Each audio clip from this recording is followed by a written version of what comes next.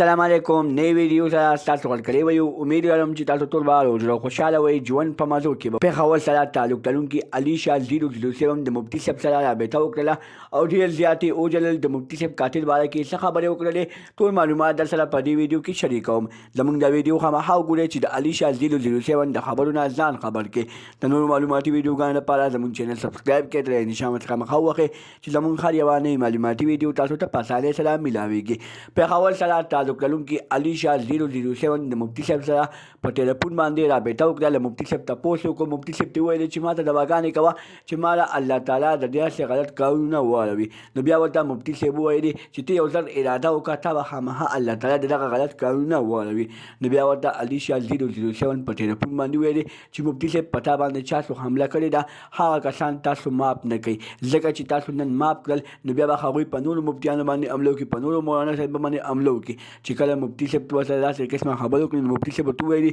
چې لورې تاسو بېغمه شئ زما قاتل ته به خامخا سزا میلاویږي نو بیا علي شاه 007 د خپل پیج نه په لایو ویډیو باندې راغله او ویلي چې مفتي صاحب لري الله تعالی ډېر زیات ژوند وکړي ډېر زیات د خوشحالۍ زندګي دې ورته ونصیب کړي ځکه چې مفتي صاحب یو داسې کس و چې هغه په سوشل میډیا باندې د هر چا خلاف لګي خو هېڅکله نه دی یېرېدلی او انشاءالله د دې نه بعد به هم نه یېرېږي مفتي صاحب د دې نه بعد نور هم ښه بیانات کوي دوستانو دا و د علي شاه 007 نوې ویډیو د نورو معلوماتي ویډیوګانو لپاره زموږ چینل سبسکرایب کړئ تر نشان څخه خامخا وښیئ چې زموږ هر یوه نوې معلوماتي ویډیو تاسو ته په اسانۍ سره میلاویږي والسلام